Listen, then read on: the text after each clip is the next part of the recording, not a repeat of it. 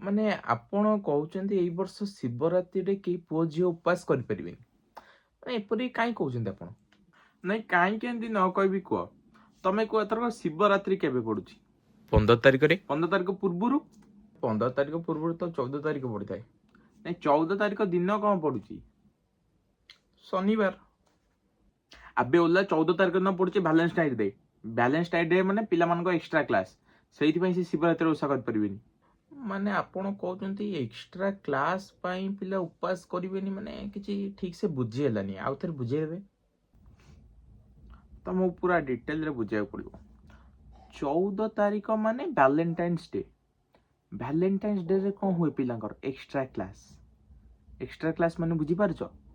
ନା,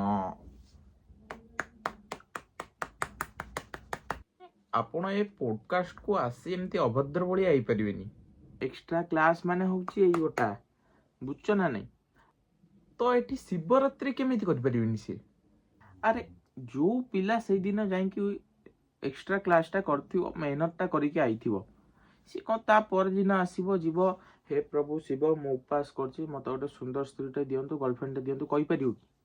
ତ କରିପାରିବେନି ଅବଭିୟସଲି ଆଉ। ଓ ନାଇଁ, ପଏଣ୍ଟ କଥା ଟିକେ କହିଛନ୍ତି ଆପଣ। ଆପଣଙ୍କ କଥାକୁ ମୁଁ ଆପ୍ରିସିଏଟ୍ କରୁଛି।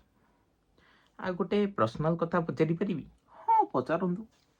ଆପଣଙ୍କର କେହି ଗର୍ଲଫ୍ରେଣ୍ଡ ଅଛି ଯାହା ସହ ଆପଣ ଭ୍ୟାଲେଣ୍ଟାଇନ୍ ଡେ ସେଲିବ୍ରେଟ୍ କରିବେ? ମାଦାରୀ ଛୋଦ।